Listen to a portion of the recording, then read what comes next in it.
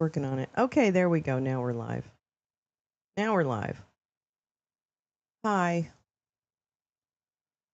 everybody. Hi, everybody. Hi, everybody. Hi, everybody. You're like, is she going on? I can't. I can't keep up with this bitch. That's all right. Neither can I. That's fair. Yeah, I'm just going through some like little health things right now, and like that's why my face is a little like swollen, and I've got to deal with it. And yeah, I'm trying. I actually left a message for my doctor yesterday, but I had to leave a message, and that doesn't give me a lot of confidence. And I didn't get a call back. Not that I guess I didn't expect one. Maybe I did. I don't know. I'm not sure how that works. I can't remember. But I think that you're supposed to you're supposed to get a call back, I think. I mean, I think that's the way it should be. I don't know. Maybe not. Maybe an email. You know, that's the thing. I think it'd be easier for people if they didn't have to call you. Don't you think? I think it would. I don't know. So anyway, not in a great space right now. um I think it's mostly like all chemical and the fact that I have some medical issues I need to address and I don't feel good about myself because of them. And I don't know. I'm just kind of uh I don't know. I don't know. How's that? Oh, I have no viewers. Oh no, wait, I have some viewers. I have one. Hi, whoever you are. I love you. Yeah, so yeah, I'm trying. I'm trying. I'm in the trying mode. I'm trying to hang in there. I think I'm gonna take a road trip.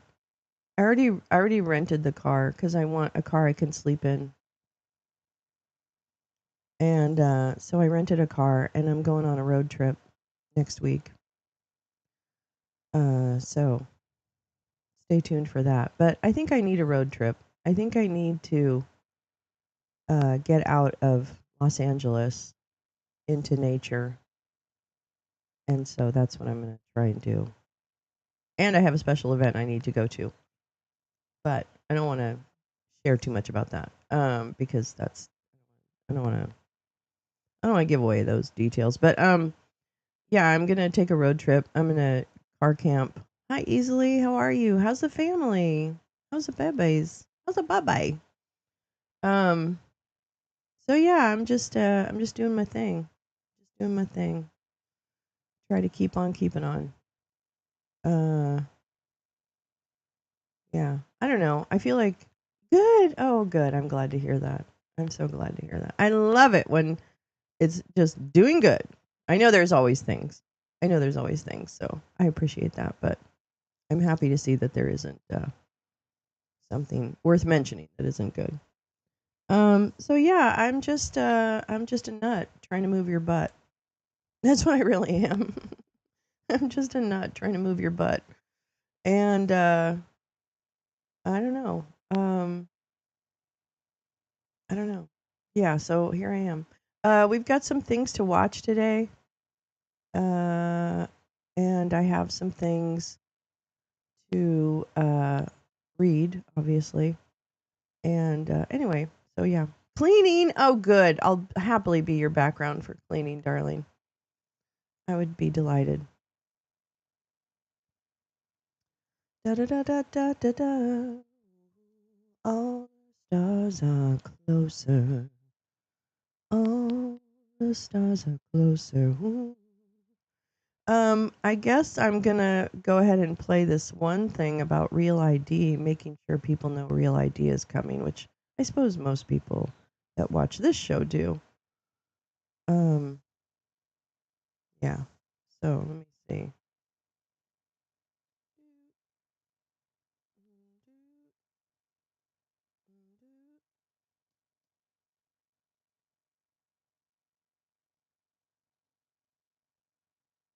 Just 30 seconds.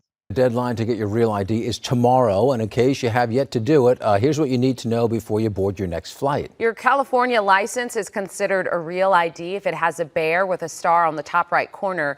If you do not have it, you will need another form of ID to fly domestically. That includes a passport, military ID, or permanent resident card. You can apply for a real ID in person at any DMV location, but expect long lines if you have yet to do it. The DMV is encouraging people to start the process online, make an appointment rather than show up to a field office in person. There you go. So if you haven't done that, I want to show you something. If you haven't done that, then you need to do it. That's not what I was going to play next. I'm not flying until they hire more FAA. I know. I understand. That makes sense. That makes sense. I'm not. I had a decision to fly to where I'm going to, and I really think I'd rather. I think I'd rather take the road trip. I think it would be funner. I don't know. I'm nervous about all of it. I'm always anxious when I go outside. I have a lot of anxiety around being outside, but I think I can handle it. I'm kind of really excited to be out, kind of nomading, I guess, a little bit. Not really. Let's be real. But yeah, I'm really excited, and I'll definitely be sharing that. Yeah. I don't know. I'm not. I think I need. I don't know what I need. I think I probably need more medicine. No. I probably need my doctors to call me back. I think that's what I need. I think I need my doctors to call me back. Cause I have like swollen, this face is swollen because I've got a skin issue that I've had for a minute, and that's fine. It's just this little patch. But it's causing all this like swelling, and I need antibiotics, I think. And I need the doctor to call me back, or I need to call the doctor. And or I need to order one of those kits from Mike Lindell. Oh, Saratoga in July, that's so nice, Easily. Good for you. Oh, I'm fine. I'm looking forward to it. I'm going to be on my own because Bobo has work. So, but it'll be fine. I'll be fine. I'll just take my time. I'm not in a rush. Yeah. So I'm excited. I'm really excited to do it. I'm excited to get out there. My life really, I mean, I think everyone's lives changed in 2020. I had this weird combination of shit happen in 2019, and then 2020 came. And it really changed my personality. I mean, not my personality. It changed my, it increased my anxiety, I guess is really what it did. But I don't know. Meeting friends, that's nice. When I went to get my real ID, I brought the required documents and the official waiver. We don't need those. What? Oh no. In California, they fucking made you do all the hoops. All the hoops. I had to get a copy of my divorce record. Oh no, that's not true. I did that to get my social security card changed. I had never changed my social security card back from my married name. So I had to go to my ex-husband and say, "Do you have a copy of our divorce? Because I don't have one." And he's like, "Yes." So he sent me one. And I went, is this why we're not married anymore? No, I'm just kidding. I didn't ask him. I don't know anymore. I don't know. I'm trying. I really am. I'm trying to like just hang in there and take steps that are going to make things better. But I just seem to have an incredible inertia. And it's the depression. It's not anything else. So I don't know. I'm not. It's just it's a weird time, I guess. I don't know. That's for everybody, right? Who doesn't have a weird time? Stupid. Let's see. I want to say something about it. Yeah. And I was changing from an out-of-state license at a time. Holy shit, Max. That's a bonus, Jonas. That's a bonus. Morning. I had my crown re-cemented yesterday, popped off today. What? I don't want to be a pest, but I have to call my dentist again. Well, you can't stick it on yourself. You can't stick it on yourself. You know. Oh, let's talk about love.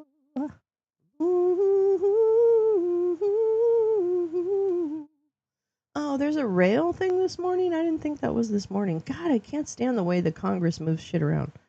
Oh, I wanted to watch this. Hold on. Beep, beep, stop.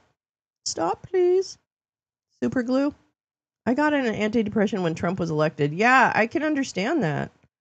I can totally understand that. Yeah, just super glue it in, Tom. What could go wrong? Will it even stick? I don't know. Take a piece of gum. Take a piece of gum. I'm sorry about that. That's a fucking dental shit is pain in the ass. Hi, Lee. How are you, darling? How are you? How are you? Yeah, dental stuff is a fucking pain in the ass. Or just go without and say, hey, y'all. Which I am missing a tooth, so I can't be too weird about teeth things. Because I too have dentistry I need to accomplish. I'm going to share the broadcast out. I don't know what's wrong with my voice. La la la la la la la. Let me see. What am I doing? Oh. What am I doing? Where do I belong?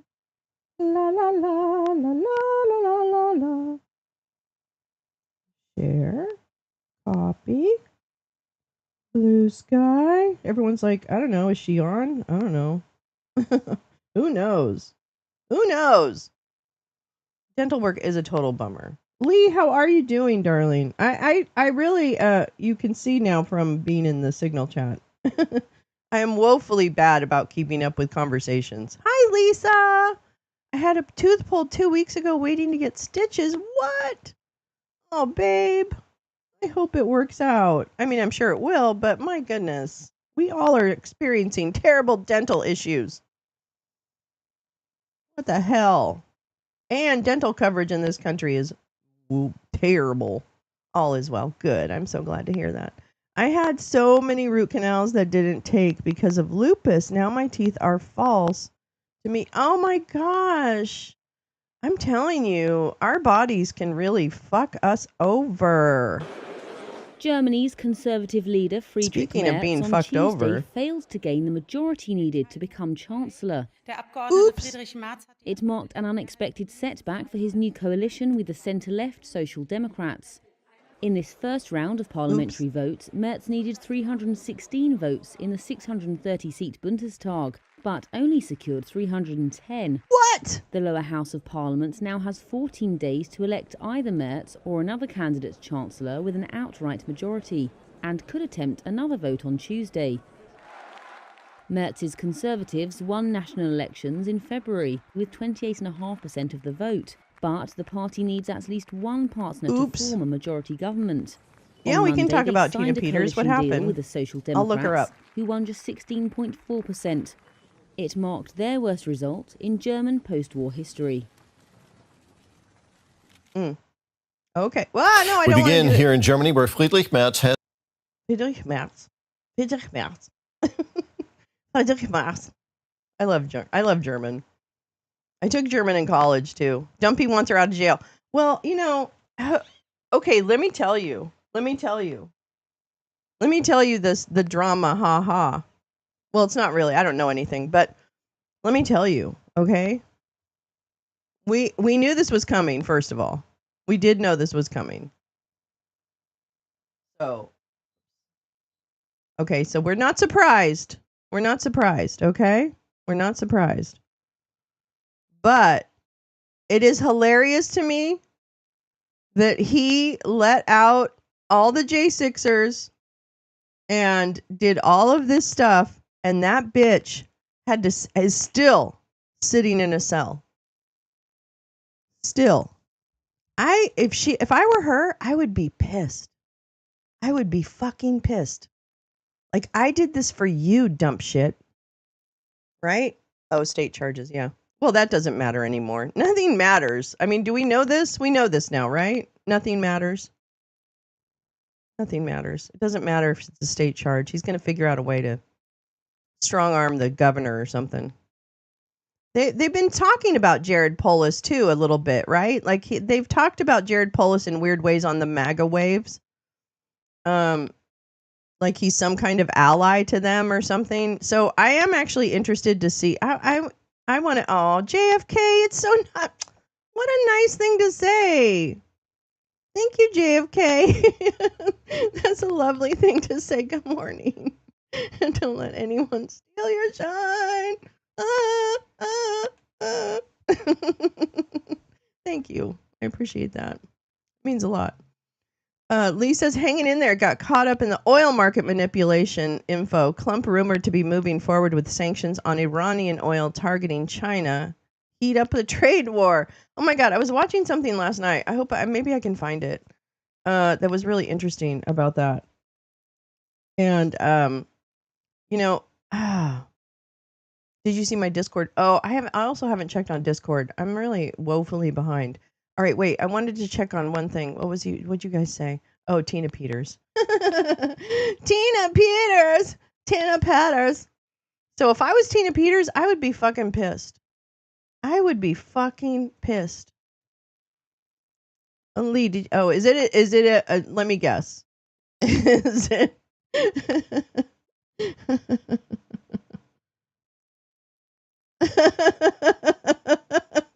Look at this. Trump directs Department of Justice to try to free Tina Peters from prison in social media post.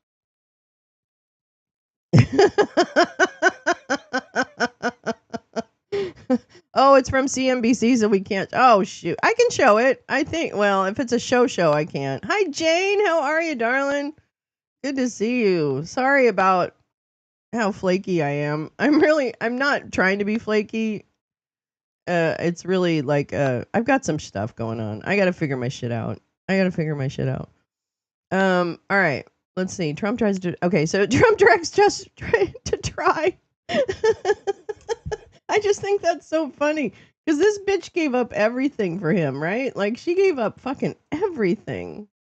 I mean, everything. Dignity. Free Tina Peters now. And the Alcatraz thing. Have you been to Alcatraz? I have. Okay. And it's not ready to be a prison. Okay, pretty much anybody could break out of it right now. There's so much rust on the bars and everything. Hey, you know what we should watch for a movie? We should watch The Rock. That's it. We're watching The Rock. We're watching The Rock this Friday. Hi, gal. We're going to watch The Rock this Friday. There's not even fresh water.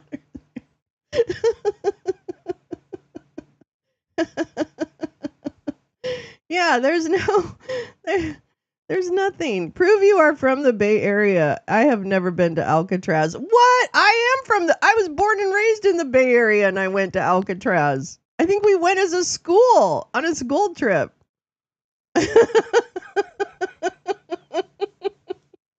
Oh, Lisa. Uh-oh. Oh, not me. But I understand what you're saying. I do. Because it just as in any tourist town. Yeah, same, Lisa. Lived in SF for 20 years, never went to Alcatraz. Okay, well, I guess you didn't have a school trip that took you there. Because that's how I went. I went on a school trip. Hi, Neil. Bonjour. Bonjour, mes amis. Yeah, they had to fly in fresh water. What? Fly in fresh water? I mean, it was early this morning during my coffee time. Read at your leisure. Appreciate your feedback, insight. Oh, there's good stuff in the Discord, I think. I have a feeling there's some really good stuff in the Discord that I'm not aware of. Anyway, Tina Peters. Fucked beyond all repair. Tina should just become a drag queen and forget about it. Good morning, Jay Rance. My mom went and brought me back an Alcatraz swim team. Yeah, it's just like one of those. It's a tourist thing, right? So it's understandable if people go to, if you're touring in SF and you go on. Yeah, but typically it's not like, oh, let's go to Alcatraz today. You know, like it's not a thing. I've been to Alcatraz twice. My aunt and cousin live in F. I'm telling you right now, it's something. It's a must do. If you visit, it's fun to do. I would definitely encourage people to go on the Alcatraz tour because it's fascinating. You're not flaky. Thanks, Jane. Thanks. I have a lot of guilt when I don't do things, but then I think, well, but does anyone really care, or do they just have a morning open now? So I have a friend who's a park ranger there. That would be a cool job. I think that would be a cool job. Like if I was, because I'm into ghost hunting and all that shit, so I would be a mess. I would be ridiculous. Everyone would hate me. Everyone on the team would hate me because I'd be like ghost hunting all the time.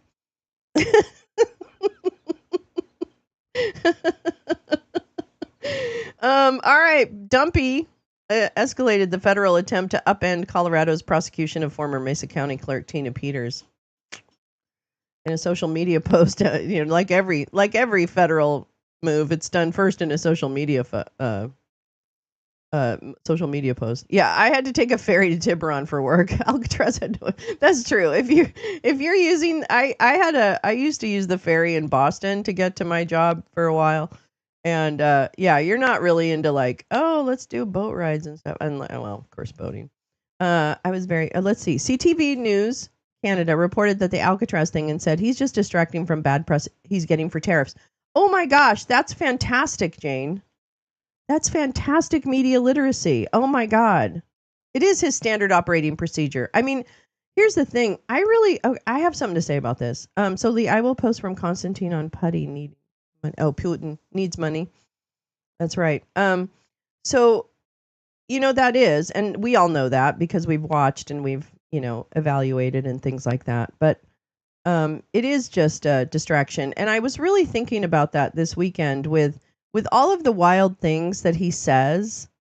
With all of the wild things that he says, no one in his administration is really stopping him. No one is really stopping. So in my mind, I'm always thinking, so is this the plan? Like, is it planned to have him say really ridiculous things? And, someone must plant some ridiculous things in his brain. You know what I'm saying? Like, I don't really think that he can come up with an original thought. I think he can riff once he's given the idea and a little bit of fodder. But yeah, they're all tennis balls being thrown to chase after. Very well put, Lisa. Very well put. That is really it. That's fucking it. They're throwing tennis balls and certain people are chasing them. That's exactly it. Tina's an innocent political prisoner being horribly and unjustly punished in the form of cruel and unusual punishment. In the post, Dump directed the U.S. Department of Justice to take all necessary action to help secure the release of former Mesa County Clerk Tina Peters, referring to her as a hostage that was being held in a Colorado prison by the Democrats for political reasons. Not the law. Yeah. Oh, that's where he got the idea. Trump invited Carney in last week's phone call. Yesterday, Trump said he didn't know why Carney was coming to meet him. Oh my God. Escape from Alcatraz was shown on Palm Beach TV that day. Oh my God. That's terrible. He's so simple. But you notice that no one comes out and corrects him. Okay? Because I listen to his little minions. I know you all do once in a while when you can stand it. And his little minions are like, he just sends them out. But they say nothing except for encouraging him. Or they try to spin it really badly. I don't know. The spin is not very good, and it's not very deliberate. Like, there's no rejection or anything of what he says. which is very interesting to me because not everything he does can possibly benefit the donor class, right? And that's confusing to me. And I kind of maybe someone should show him the movie Papillon.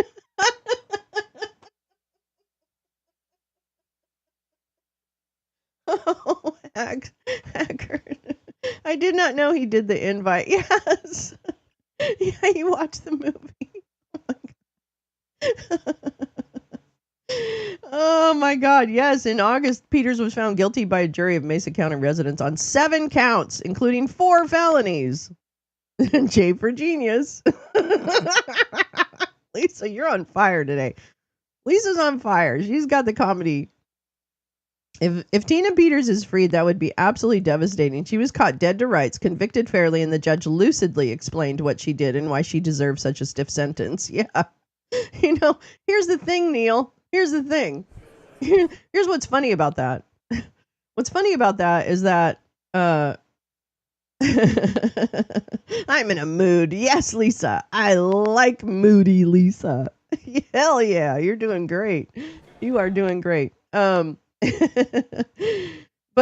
wait, what was I going to say? Oh, the thing is that if you notice, with every case that's adjudicated, you know, not in their favor, all of a sudden that law is completely crap, right? All of a sudden that law is completely crap.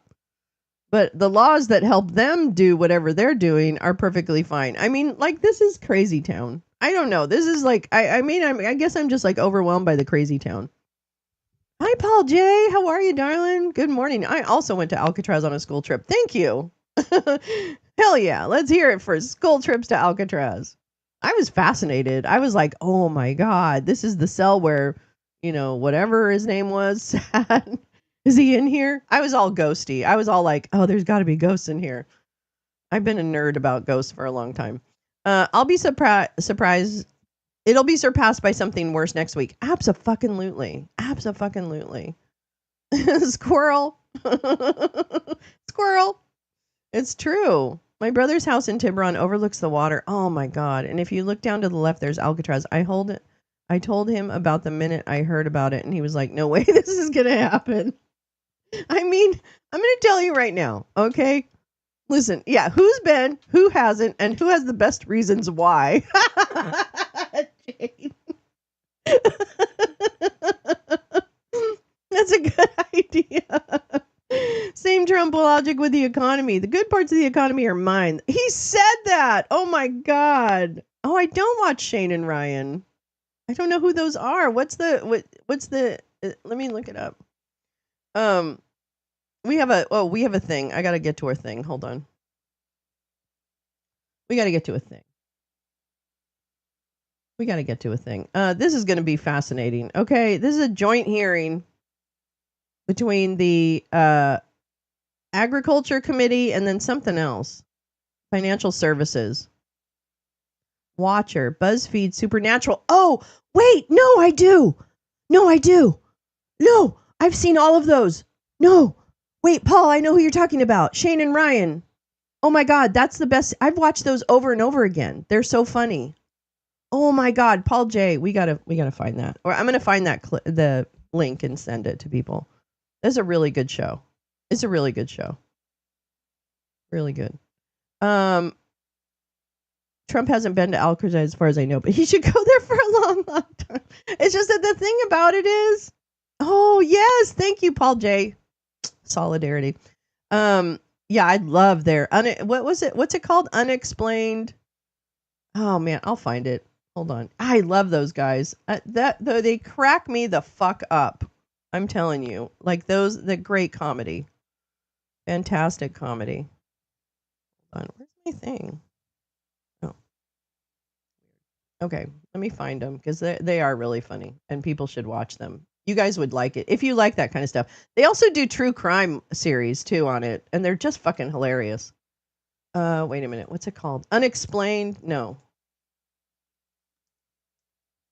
Let me see. Oh, BuzzFeed. Unsolved. That's what I was thinking. Sorry. Okay. Oh my God, I love these guys. Oh my God. Wait, where's unsolved? They have unsolved true crime. Oh wait, they have a whole network? Oh my god. Hold on. Wait, hold on. All right, let me I'll just pull this up. All right, the BuzzFeed Unsolved Network, I guess, is the YouTube channel that you can find some of their stuff on. Why is this not working?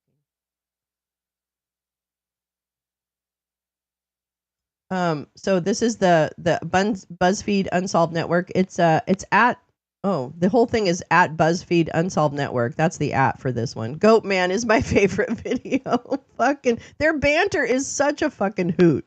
Oh my god. I wonder if they have like a short. Oh, they have a short. I'm gonna play a short. Where are they? Okay, let's try this one just for kicks. So these guys, these two guys go to try and debunk unsolved, unexplained, like, whatever, like, whatever, you know what I mean? Like, haunted things. Their old stuff is on BuzzFeed. The new stuff is Watcher. Oh, okay, cool. I will do that. Well, anyway, let's see what this one is. I'm going to use something right now that's going to help you speak to me.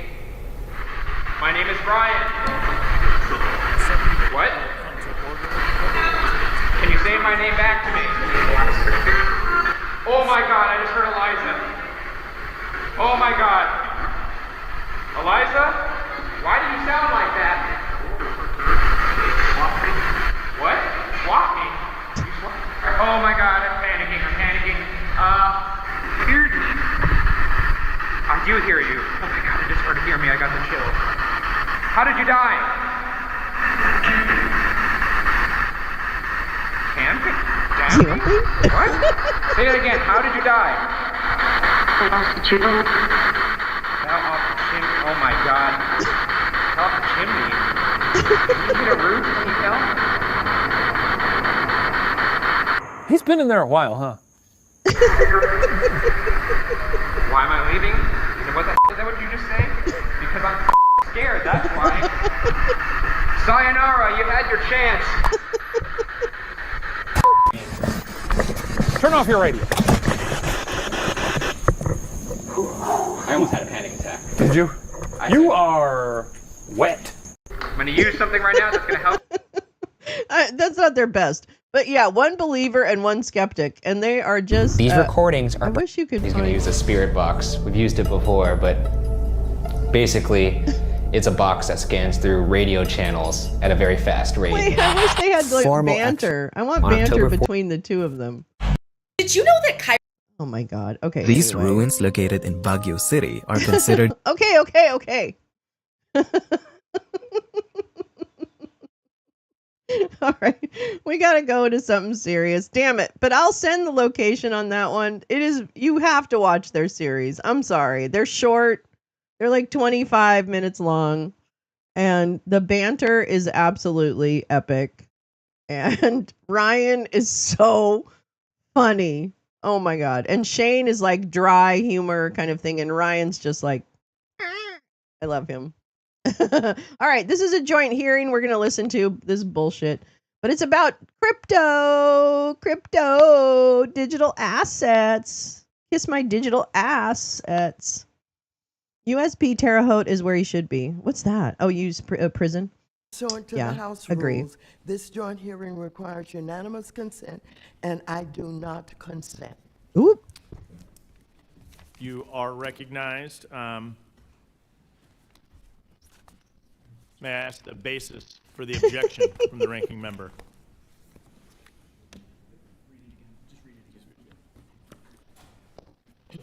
I object to this joint hearing. Pursuant to the House rules, this joint hearing requires unanimous consent, and I do not consent. Does the lady yield for a question? Let me find a better stitch. Will the ranking member yield? Madam Ranking Member? Oh no, Scott Besson's. Man, we got a lot of shit happening today.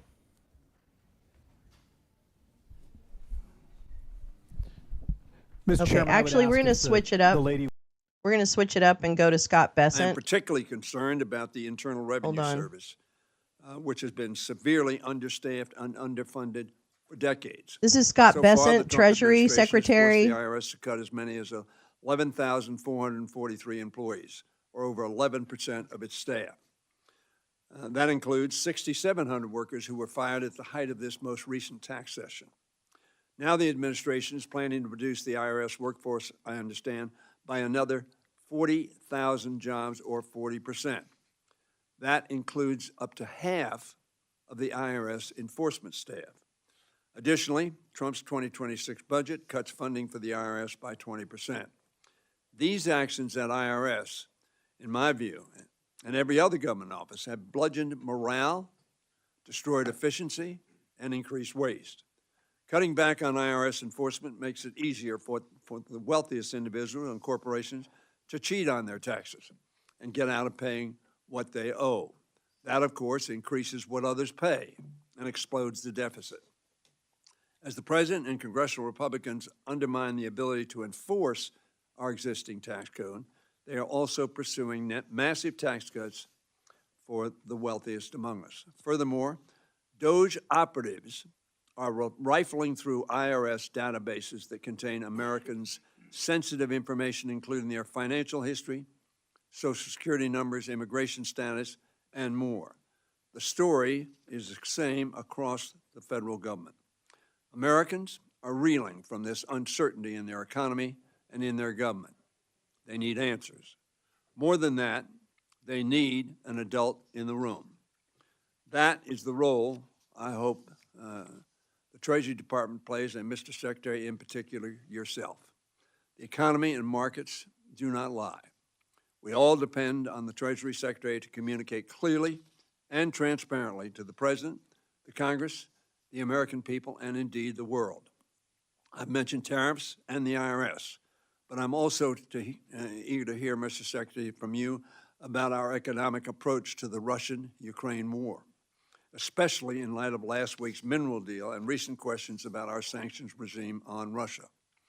Former Secretary Mnuchin, whom I believe you know, sir, and I disagreed on some things, but we still found ways to work in a bipartisan fashion to inspire confidence in the economy. Mr. Secretary, I look forward to doing the same with you. Thank you, Mr. Chairman. We'll go back to the drama Thank you, Mr. Hoyer. on the other thing. The I've Honorable Scott queued it up. Bessent, Secretary of the United States Department of Treasury. Secretary, without objection, your written testimony will be entered into the record. That in mind, we ask you to please summarize your opening statement in 5 minutes. Good. Here comes Thank you, Mrs. Mr. Beasley. Chairman, the Congressman Hoyer, Ranking Member, the Chairman Joyce, Ranking Member Hoyer, and members of the subcommittee. I'm grateful to join you today. Treasury is eager to work with members of Congress to fund key priorities. You're into to Shane? Okay, strengthen I'm our a Ryan economy. Ack. And we look forward to coordinating with you on the President's budget as soon as it is released. Today, I wish to highlight the Department's efforts to boost U.S. economic growth, improve government efficiency, and target illicit actors that threaten our national security. The core components of the Trump economic agenda are trade, tax cuts, and deregulation. These are not standalone policies. They are interlocking parts of an engine designed to drive economic growth and domestic manufacturing. Tax cuts and cost savings from deregulation raise real incomes for families and businesses. Tariffs create an incentive for reshoring jobs and fair trade. And deregulation complements tariffs by making it easier to invest in energy and manufacturing projects. Already, this agenda is bearing fruit. In the first 100 days of the new administration, 464,000 new jobs were added to the economy. Okay. In April alone, over 177,000 American jobs were added. More than 40,000 more than economists predicted. All the while, unemployment remains low while real hourly wages continue to grow. As important as spurring job growth is wrangling inflation. And in this endeavor, the administration continues to make tangible progress. The CPI for energy goods declined in March, as did the price index for core goods. And the CPI for all items in March declined for the first time it's up now since the COVID pandemic, While the cost of goods is decreasing, so are energy prices. Complementary to our efforts to grow American prosperity, we are focused on improving efficiency across all levels of government, but especially the IRS. We just concluded a successful tax filing season, but the IRS still needs significant reforms to deliver efficient and cost-friendly results for the American people. In this endeavor, we have successfully cut $2 billion from the IRS IT budget without any operational disruptions. We achieved these cost savings by eliminating, renegotiating, and de-scoping wasteful IT and professional services contracts. Consumer Price Index. Addressing long-standing inefficiencies, such as auto-renewed licenses unused 12-month for percentage years. change. Consumer Price This Index intervention selected alone will categories save March taxpayers 2025 not hundreds of seasonally millions of adjusted. dollars each All year. items up. We are also taking Up steps in at the food, IRS to reduce down in administrative energy. costs Click to with a drill particular down. Let's focus do it, on paper baby. processing, which Oh, has been a energy long-standing services bipartisan goal. are up. Last year, the IRS spent approximately Let's see. $450 million on paper Let's processing, see. with nearly 6,500 full-time staff dedicated Ooh, to the boy, task. look at that. With policy changes 9.4% and in automation, energy services. Treasury That's aims natural to reduce gas. this Okay, expense wait, to I want to go under $20 back. million by the end of President Trump's second term. In addition to making government more efficient, Treasury is committed to working Gasoline all alongside the White times. I House want to see to the make gasoline America safe prices. again. To that end, we have launched a maximum pressure campaign against violent cartels and terrorist networks.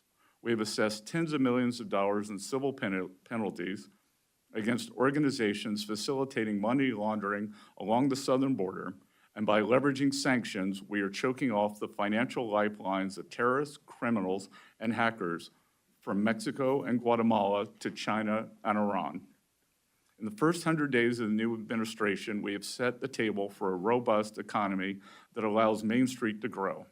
With Congress and the White House working hand in hand, we expect to see even more positive results over the next few months. Key to expanding economic opportunity for all Americans is making the Trump tax cuts permanent. We look forward to working closely with the members of this committee to pass this bill into law.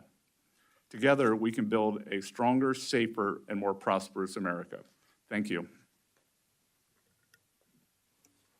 Thank you, Mr. Secretary. I now recognize myself for the first questions. Secretary, let's fast forward a year. Where do you see the U.S. with respect to tariffs and the April overarching 24th. strategy? Do you anticipate all trade deals being bilateral, or could there be multi-country trade pacts of which groups of countries agree to a tariff schedule? Mr. Chairman, this will be path dependent on our trade partners. As I've said before, there are 18 very important trading relationships. We are currently negotiating with 17 of those trading partners. China, we have not engaged in negotiations with as of yet.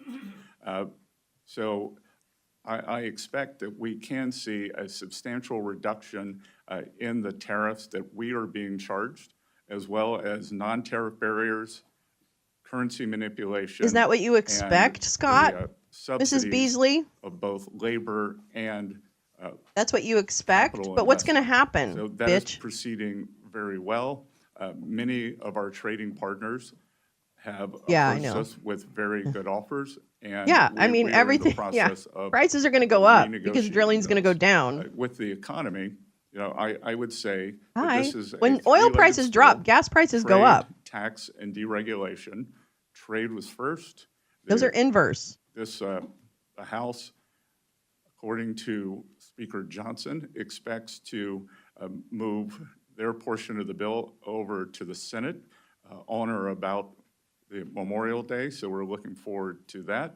And then deregulation necessarily takes longer to affect the economy, but I would expect in the third and fourth quarters, we would see substantial benefits from deregulation that by this time last year could Okay, be that's a full bunch force. of bullshit. Okay, listen, what he just tried to sell is that, just wait, because everybody's going to bring their manufacturing back and everyone's going to have no regulations so that we can go ahead and,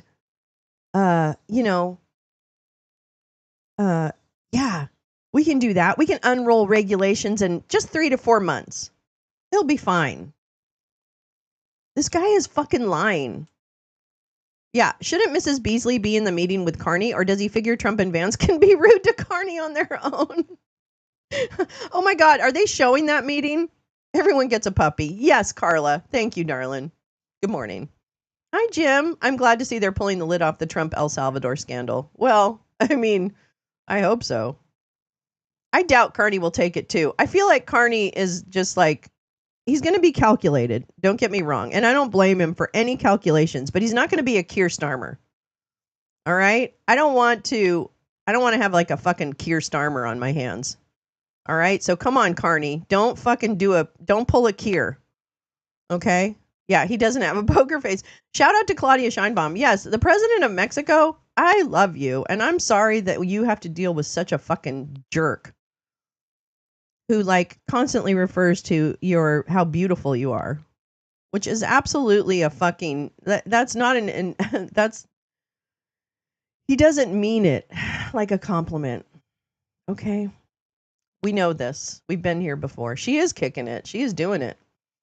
She's taking care of her country, and that is what she should be doing. And I appreciate her for it. I don't begrudge any country leader who is trying to protect their country from this ridiculous administration. So let me just say very openly. Anyway, so he's a fucking liar. We've seen a few numbers discussed in terms of how many countries with whom you have started tariff negotiations. What is the actual number, and what is the status of those negotiations? How many deals do you anticipate by the end of the year, in the first quarter of 2026 or the second quarter? And what are the biggest challenges you see to negotiating tariffs and getting trade deals done? Again, sir, approximately 97 or 98% of our trade deficit is with 15 countries. Oh, so now it's not everybody. The countries are our major trading partners.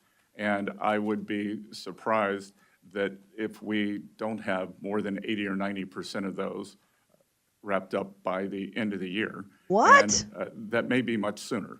What? I would think that perhaps as early as this week, we will be Bullshit. announcing trade deals with some of our largest trading partners. Really? Who? They have come to us with very good offers. Uh-huh. And you know what I will tell you is that in negotiating, He says that a lot. What I will tell you. They may not like the tariff wall that President Trump has put up, but they have them. So if tariffs are so bad, why do they like them? What? And then Are you kidding me? We can see that from a practical matter and from. Okay, so this is the hubris of this administration. This is the hubris. This is the hubris. Okay? This guy is so fucking smug about this. He's not going to hurt with anything. Okay? He's already got his money. He got the money. He doesn't need to be, he can laugh while he's saying, it's going to be fine. Yesterday or 2 days ago, Dump said, oh, well, a little recession isn't that bad. People are going to lose their jobs. And the only reason I feel like we haven't seen that yet is because of the tariff dance. Yeah, damage is done. If we had a deal with China's supply chain, it would take a month to recover. The real effects of this will be felt next week or so. Yeah, I just have a feeling that, it's just it's a boondoggle. That's my favorite word for this.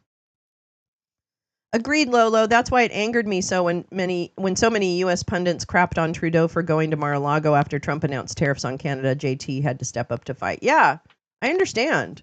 And actually, I kind of appreciate him stepping aside when he thought he could at least, preserve the liberal government, I think. I think that was calculated. So I don't know. I mean, I think that's probably, in hindsight, I guess that's fine.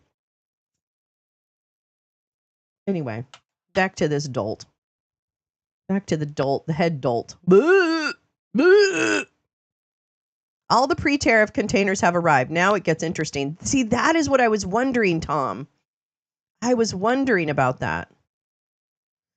Lisa, are you talking about Claudia Sheinbaum saying no U.S. troops in Mexico to fight cartels? Is that what she said? Oh my God, have I missed that? Hold on.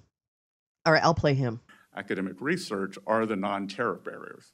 If you were to look, prior to the escalation, I believe Chinese tariffs are only 5%.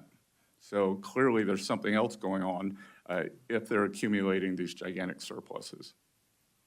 The president released his skinny budget for the year. Well, that's what they do, okay? 2026 on That's Friday. what they do, all right? Other countries negotiate deals to the best interest of their country.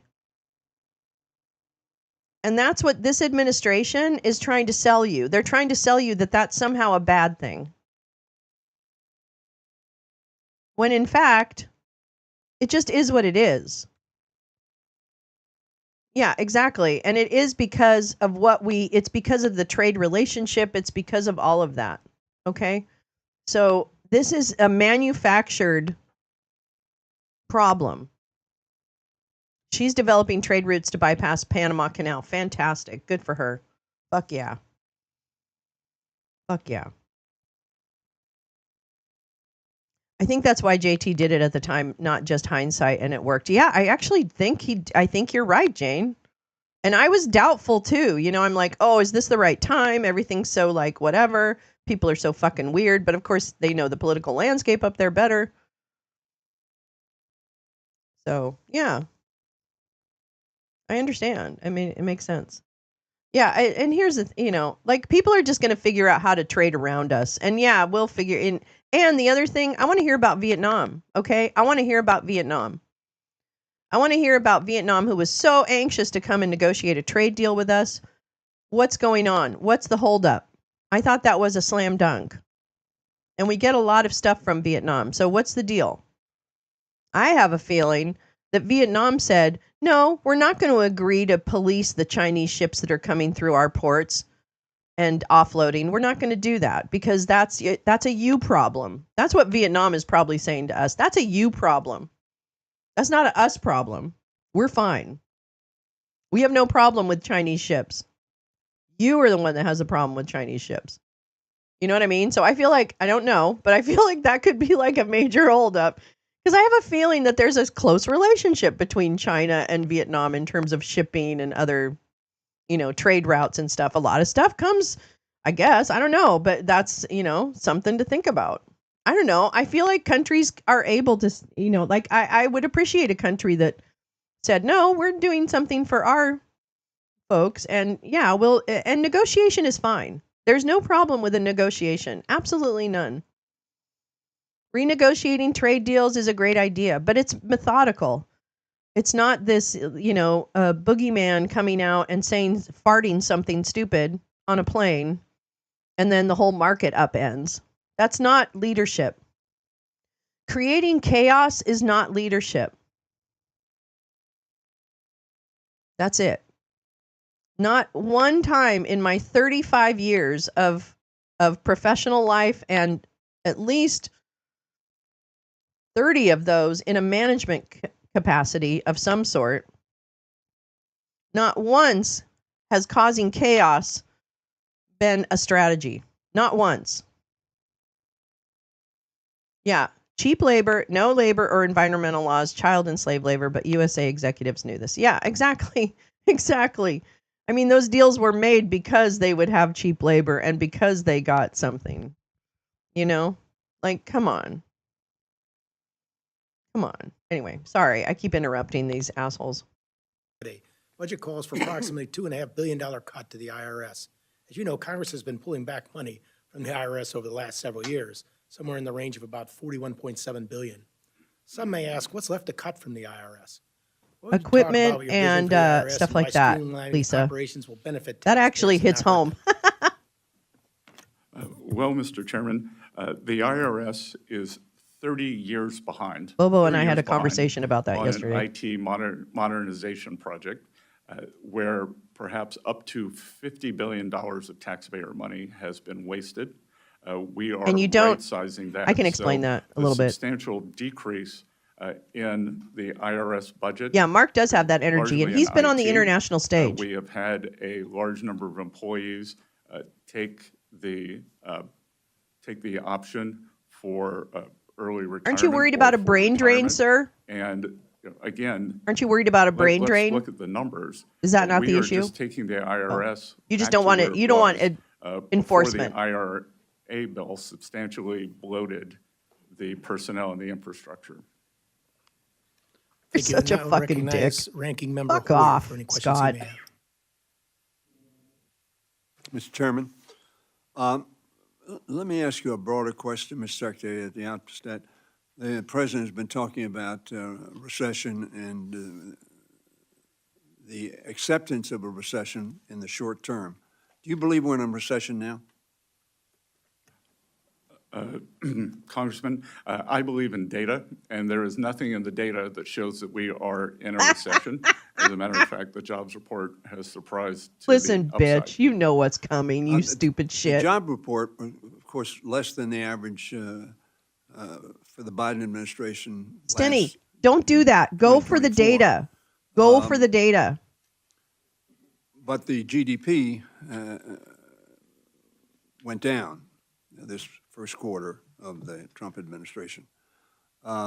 If we have a negative growth in the second quarter, which is, I suppose, the traditional definition of a recession, would you agree that we are in that recession of which the President speaks? Congressman, these economic numbers are noisy and subject to substantial revision. So I, having looked at a detailed analysis, would believe that the first quarter GDP would be revised upward. What? And I would also, with regards to your remark about where we were last year, we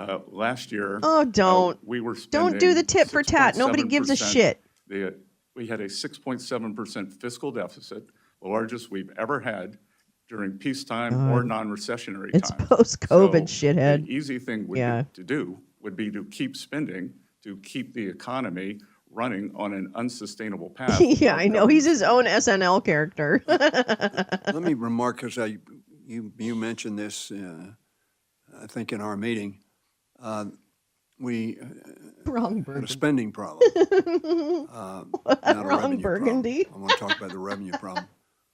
Let me suggest to you, my view is it's neither a revenue nor a spending problem. It's a pay-for problem. If we would pay for what we buy, whether it's defense or non-defense, we wouldn't increase the deficit. So I think looking at, I'm a big proponent of paying as you go. Unfortunately, we haven't pursued that on either side of the aisle, maybe for different objectives. Let me go to IRS. Carla, that wins. I want to, you probably know these figures, and these are somewhat old at this point in time. But what they reflect, as you will see, is a substantial decrease in the resources of the IRS, particularly in enforcement. As the blue representing an increase in filings, the orange representing the nominal, and the dotted line. Budget adjusted for inflation is the dotted line going down. Actual value of the funding for IRS, particularly Grand total returns filed is the blue columns. The budget annual enacted budget cuts. is the orange. Have you or anybody done a analysis of the ramifications of those cuts, both in the short term and in the long term, in terms of your ability to collect revenue? Let me paraphrase, not paraphrase, but come on, carotid artery. Come on. I know we don't do that, but you know what? You Jane, said you were not going to. Sometimes you reap what you sow. Okay, that's in the Bible too. Sabotage. You understand? Collections. Like if they're so Bible centric. Are you confident, in light of the fact that's in the Bible too? Any IT, reap what you sow. I agree with you. I remember that we one. We wasted a lot of money on IT. That any IT will be accomplished within the next 36 to 48 months, and therefore justify a reduction in personnel? Happens every day. Congressman, let me work backwards there.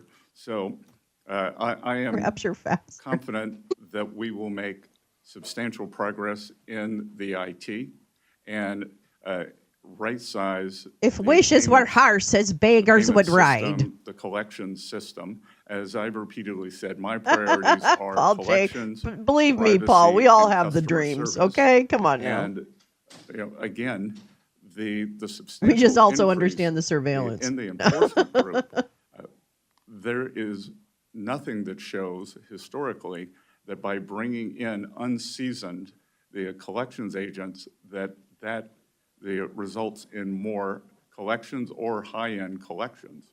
It would be like sending in a junior high school student to try to do a college level class. That the becoming a high-end So why'd you fire all the IRS agents? collections agent Wait a minute. is something that one What? grows into. So Why did you I fire all believe the people through then? Smarter IT, through this They want to do AI AI. grant, Okay, that can we can just stop? use that. This is about AI. Okay, this is about AI. It's all about AI. And that has been whatever Elmo has fed this guy. This is all about AI. They believe that they're going to be able to use Elmo's AI, XAI, to run the major functions of whatever federal government structure they need in place. And by they, I mean the administration. Okay? So this is about, this is why they feel we don't need seasonal workers. Right? This is why. And this is why Dump talks about needing people building their own power plants next to their manufacturing plants that they build here. Okay?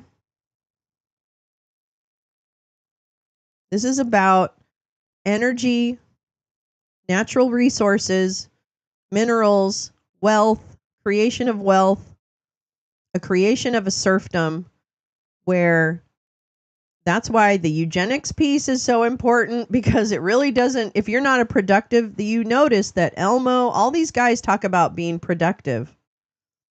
They really do. If you listen, and that's why we do. This is why we listen. This is why we listen. Because what they say is actually really important. Now, they may not be the evil geniuses sitting there, doing the things, but everything that's put in motion achieves these, moves us toward these goals. No enforcement from the IRS, because they want to do away with income taxes and have the revenue from the country come in via whatever tariff bullshit they set up, whatever that's going to, I don't even think that's going to work, but they think the revenue, get this, okay? Because I'm not fucking around here. They think the revenue is going to come from us paying tariff taxes on what we use and what we do. Yeah, sales taxes. They will fuck us up so that it will be the burden of whatever government structure exists, needs to run. The burden will be on us. Yes, it's a regressive tax on the poor. Thank you, Tom. So that is really, that's in my analysis, which is not perfect. I'm not smart about that. I'm not an economist, and so I am just a chick on the internet saying my shit because free speech. And I think that that's what the end goal is. Yeah, the war on poor people does need to stop. This is why, Lisa, this is why I really am like, it's so important to get in the street. And I know that's hard. And I don't begrudge anyone. I want us to find ways for people to feel like they're part, and they are. Everyone is part of the resistance when you do different things. Ford Motor Company pulled their guidance. What the guidance? Oh, on what? So, it's just really this war on removing, like I would just read an article in the Washington Post yesterday, and I posted something about it with a little screenshot of one of the paragraphs. And the story was about corporations like MasterCard and Comcast and Booz Allen Hamilton, and I'm sure others, not doing any Pride Month stuff, pulling back from Pride Month. And, I've always believed that the whole, corporations and pride was something like the cops and pride. You know, those two things don't mix. I'm sorry. Corporations and pride don't mix. This is going to be spicy, sorry. And the police and pride don't mix. All right? The police should have nothing to do with a pride parade except for keeping people safe away from the parade route, if that's what they need to do. But they don't.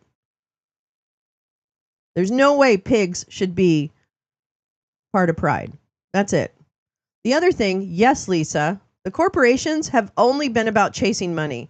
I recall back in the day when I was looking at data analysis of giving across the country, right? Because you look at like analysis of how people give to charities across the country as part of my job to, you know, find money for the organization. And there was a distinct change after the marriage equality was passed. There was a distinct change in the way corporations were then able to tap into, and this is their language, the LGBTQ community as a revenue stream. Okay? It was a big topic of discussion, both in the private sector and in the nonprofit sector. I'm not kidding you. And it's, you know, it's like any other demographic. But what I'm trying to say is that all of a sudden, quote unquote, this demographic became important to corporations. And I'm not saying that it's bad, you know, that corporations do it. I guess I am. But I think I think the motives matter. The motives matter. And it shouldn't be like, we're so perfect. We're so perfect. Look at us. It's like whatever that whitewashing, whatever that term is, pride washing. So I don't buy it. And I especially don't buy it when corporations like Target and others back down immediately when a stupid fucking reality TV star says, oh, you should back down about your DEI policies, which is the most fucking ridiculous thing. And if you had told me we would have this conversation like 10 years ago, I would have said you're crazy. But here we fucking are. So yeah, I'm not, you know, corporations need to step up. And if you work for a corporation, I would make some noise. If you got at least 2 months of operating expenses in the bank, I would make some noise. Ford said something about 1 billion, not sure, loss. What happened to protect and serve? Now it's like Transformers, barricade, police. Yeah, punish and enslave. Yeah, exactly, Tom. Well, police come from the slavery, from the days of slavery. So didn't that motherfucker come down the escalator 10 years ago? Yeah. Yeah. I guess 11 years ago. Let me say that. No, not 10 billion. He meant 10 years ago. I thought it was, maybe it's 11.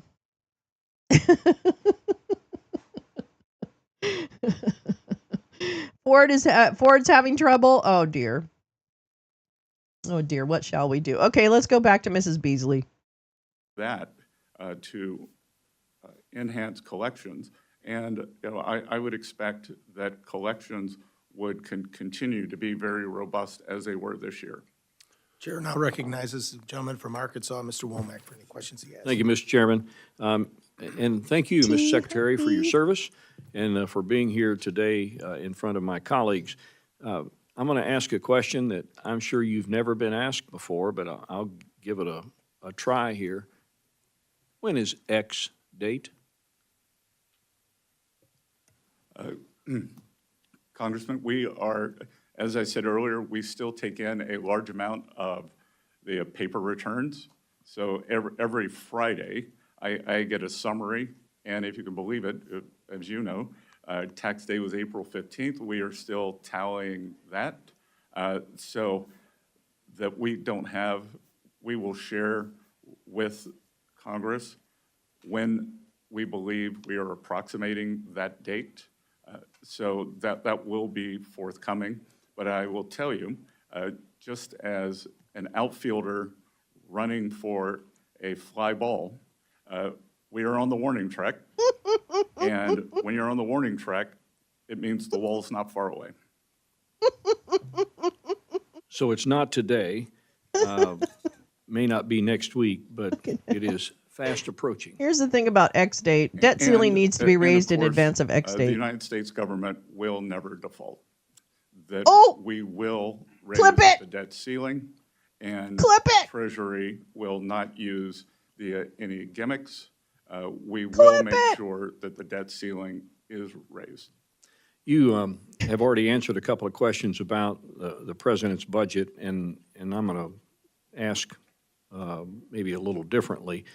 The president's budget request for fiscal 26 looks very different from President Biden's. All right, there's something about X just date. last year. Cup And in a I nudie have magazine. been a longtime proponent of getting our fiscal house in order, and I applaud the president's attempt to get our fiscal house in X order. was then During my tenure as chairman of the House Budget Committee, Y2K? many years ago, I co-chaired the Joint Select Committee on Budget and Appropriations Process Reform, and many of our recommendations are included in Trump's request.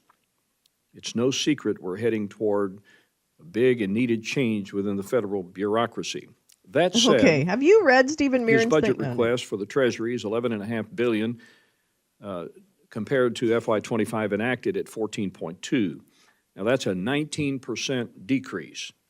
You've already mentioned that we have savings achieved in contracts regarding IT services and this sort of thing, and we've saved the American public a lot. But you've also said that IT remains one of our biggest challenges, particularly within the IRS. So how is it that you're going to operate with a smaller budget that still serves the needs of the American people? Sir, part of that has been bringing people back to the office. So on March 10th, we reinstituted a work from your office program. And again, I think it's going to be efficiency. We have asked for more money for many of the priorities. The Treasury Foreign Intelligence Network and the Office of Foreign Asset Control, OFAC. So we will be keeping the American people safer. And again, we think through efficiency gains, the federal government historically does not have productivity increases. And as I've continually pointed out, DOGE is the Office of Government Efficiency, not the Office of Government Extinction or Eradication. So I think that... Wait a minute, Mrs. Beasley. I need you to meet someone. Let me introduce you. Hold on. Let me introduce you to someone, Mrs. Beasley. You need to meet this person, very much so. All right, hold on. Where the fuck is he? God damn. They're nowhere. He's a real nowhere man. Where the fuck are you? Living in a nowhere land.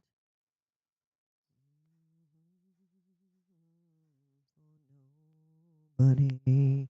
What's wrong with my mic? What's wrong with my mic?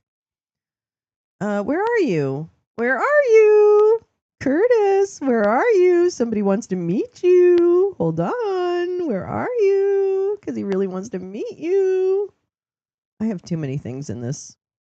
Too much tuna.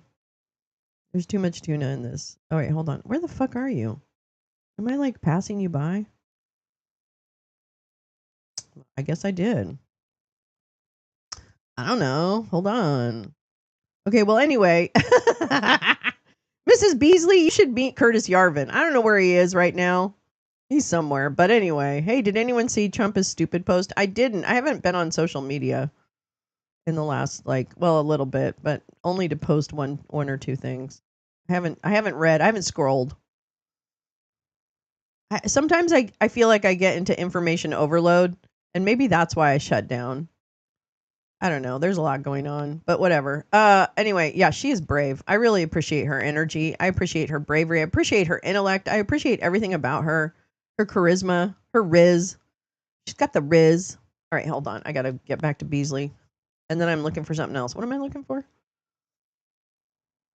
It is not a big leap to do much more with less. Are there $2.5 billion worth of efficiencies? Well, again, just two of it is in the IT department. And if you were to look, Treasury processes about 1.5 billion payments per year, which is like a mid-sized U.S. regional bank. We have had many of these banks come in and talk to us about their payment programs, and their departments are 1/10 the size and 1/10 the budget. So allowing for the redundancies that we would need as a government agency, then we think that we do need to be bigger and more fulsome, but there are substantial savings to be had. I want to ask one more quick question, because I know we're probably not going to have a second round. You have been a proponent for better financial literacy in this country, and your background is There's the Ford CEO story from is NPR. evidence of that. Quickly, can we do a better job in this country of educating young people on matters of financial literacy?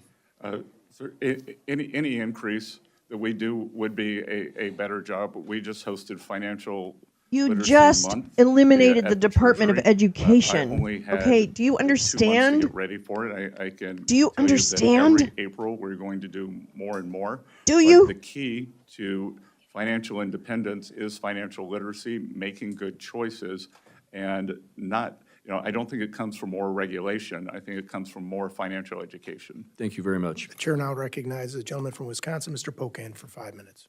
Great. Thank you, Mr. Chairman. And thank you, Mr. Secretary, for being with us. My main concern is, I think, what people are looking at the economy. The first 100 days, lowest stock market since Richard Nixon, not usually a measure people are shooting for. On tariffs, the fact that last year we had an effective rate Little of about piece about 2.5%. Japan. I think the Yale Budget Lab, and I believe you went to Yale, has said that effective rate is closer to 28%, the highest since 1901. I know that some of that's changed because the tariffs are on again, off again, some on again, some off again, somewhat chaotic. I believe as your term is what, Crazy Ivan style. I compare them to how a monkey throws dung. You're not exactly sure where they're going to land. Crazy Ivan. Crazy Ivan. Interesting reference. And that's the concern I have as a small business owner, and I know Ms. Luzenkamp-Perez is as well. I've got small businesses really worried. You made a comment about while cargo volumes have dropped 60%, you see this as a temporary detox. But for a small business that's getting by day to day, that's much bigger. 3 You months talked could end a about Main business, I would Street. think. 3 months We want to of. finally focus on Main Street, not Wall Street. I don't even know. I think you were at a global investor conference in Beverly Hills yesterday. That's the cocktail party where you mentioned the Crazy Ivan theory. And before that, you were at a JP Morgan Chase World Bank private investor summit. All those things are not Main Street, right? Main Street is Exactly. an auto body repair, Good job, specialty Pocan. printer. So my concern is on the tariffs. Who pays tariffs, Mr. Secretary? The country does.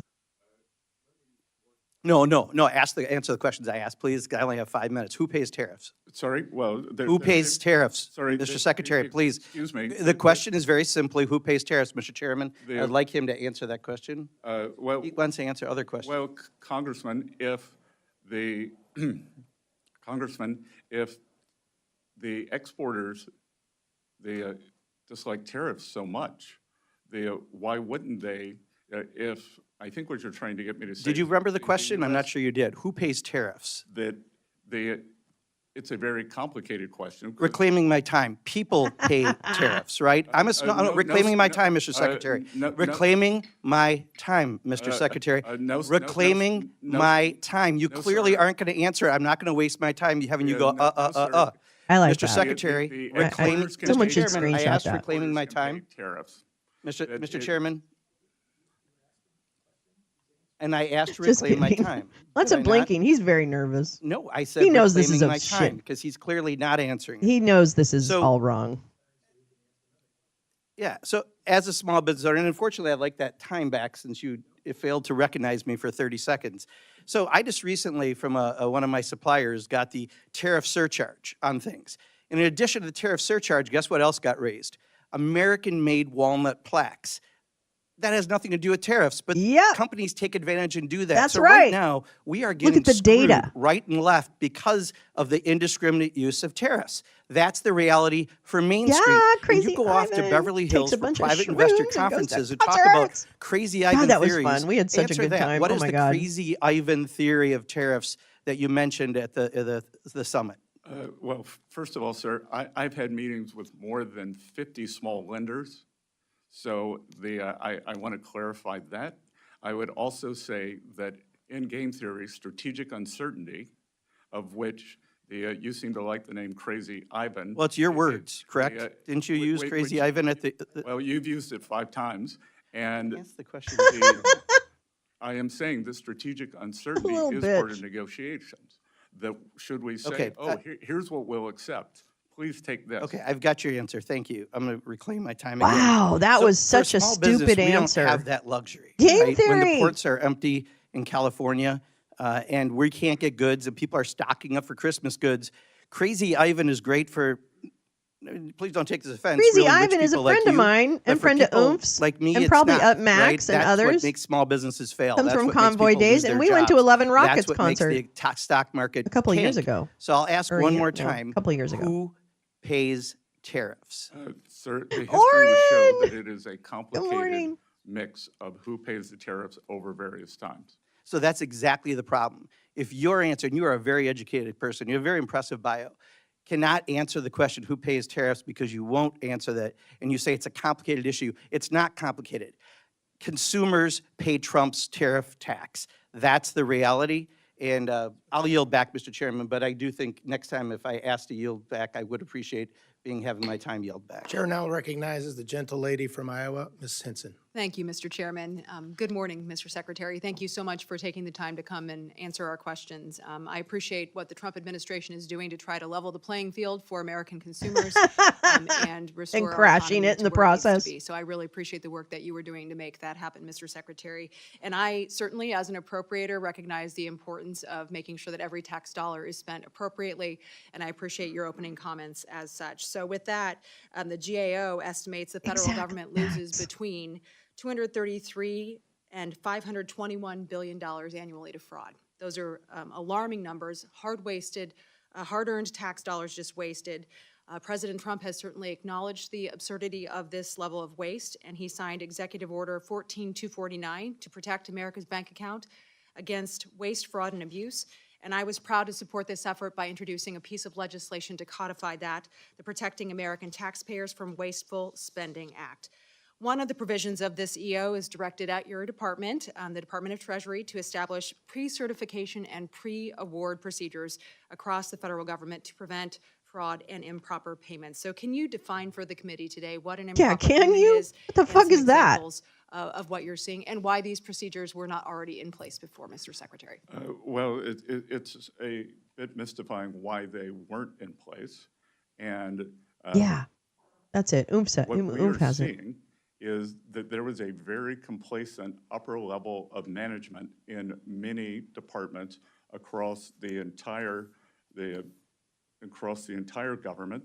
What I can say at Treasury, that of the 1.5 billion payments we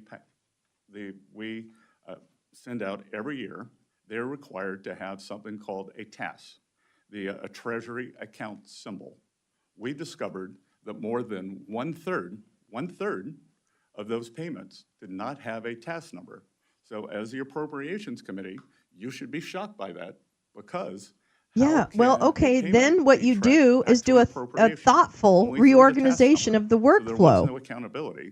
So that is why the 450 organizations that sit above Treasury, you just don't go in and Treasury acts as the paymaster, are unable to pass an audit. So oh my God, pass an audit. Yeah, let's talk about Trump's audits. Payment now requires a TAS number. Very simple, and I will tell you that the mid-level employees who I have had come into Treasury to talk to me about that feel liberated. That they tell me, I've been here 20 years. I've always wanted to do this. I've been here 14 years, and I've always wanted to do this. Thank you. Thank you, Mrs. Beasley. Thank you, Mrs. Beasley, for everything. Thank so you. This is not only complacency not only issue bullshit. that you fix, but it's a morale issue for heavy these bullshit. employees who are helping to make the department much more efficient for taxpayers. They're very energized by their participation. It's certainly unbelievable when you think about that this was not in place, and certainly it's, we've got lots of examples from the previous administration of some of those catastrophic failures. Who would you say is benefiting from those improper payments, and how could a government agency really justify standing idly by while those errors were seeping into our system and making our government less efficient? Yes. Can't speak to who was benefiting. Because but we I can didn't just actually do speak any to data. the I'm attitude lying. That has been shaken up. Sorry. That this is okay. This is not okay. And this is taxpayer money, and we are charged with protecting it. See? What other plans Put it in are the in bag, place to see? help implement that? We'd rather give order? You've talked about $44,000 bonuses to all Treasury Doge accounts symbol. employees. Are there other That's things in the that budget. executive order that you are executing on today? Yeah, the guy who stole a truckload of top secret docs and traded them to our adversaries is totally concerned about our national security. Oh, yeah. Yeah. With Oh, yeah. very important checks that the citizens across the U.S. receive, whether it's Social Security, veterans benefits, tax refunds. There is a substantial number of those are stolen. So what? Substantial number are stolen? Where? Where's the data? More electronic. That will protect I know. the Jim, integrity it's the of money. those payments, as well as cut down on costs. Yeah, 3 million. Is it 3 million or 30 million or something? I don't know. How much money is the Babbitt, is Mickey getting? We've called back tens of millions of dollars. Tens of millions. Well, look forward to continuing to work with you nice. to improve those efficiencies and Oh, yeah, execute Carla's on on that fire. executive order. Appreciate in the work hot. you're doing at Treasury, Mr. Secretary. Thank you. Thank you. I'll yield back. Thank you, Ms. Hinson.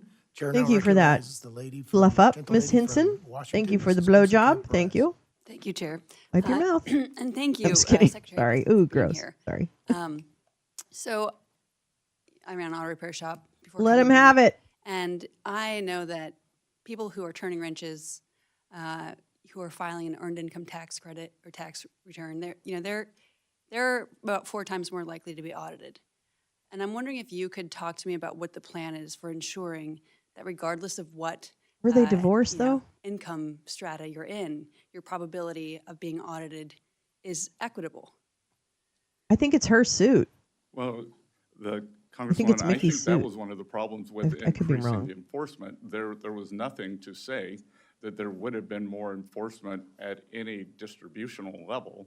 So that what you were saying is that those receiving the earned income tax credit are more likely to be audited. That would have just meant more auditing. There was also a proposal to track small payments, $600 on Venmo and things like that, which has been pushed back also. But what is the forward program to What are we ensure talking that there about? is an equitable? I mean, I have some quarrels with what you said, but what is the plan, the implementation plan to ensure moving forward we are getting towards a more equitable enforcement rate? Look, we are reviewing the processes for who is audited at the IRS. There's been a great deal of politicization of that. So we are Hasn't. That's a trying to lie. stop that. And That's a we lie. are also going to look at the distribution of who is audited and why they are audited. So you haven't done that yet. What the fuck are you Look doing? forward to hearing more about how that is being implemented and how we can help you with that. My God. So I think you and I agree that the current trading system has failed working people who are turning wrenches, driving trucks, changing diapers. Could you expand on how the proposed tariffs would ensure that there is upward pressure on wages? Well, I think that there are many parts to that, but the key to upward pressure on wages is more job opportunities. And what we have seen since Wait, what? the so-called China shock after China entered the WTO was a large decrease in manufacturing jobs.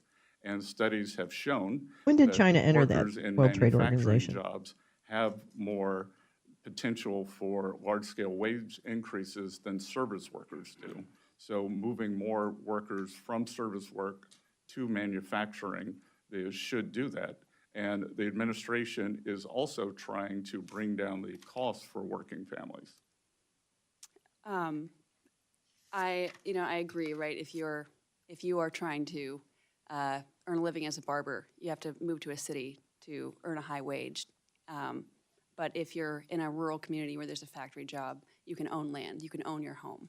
And I think one of your points about financial literacy is ensuring that we do have economic self-determination. You can buy the pair of boots that will last 5 years and not be in this pace.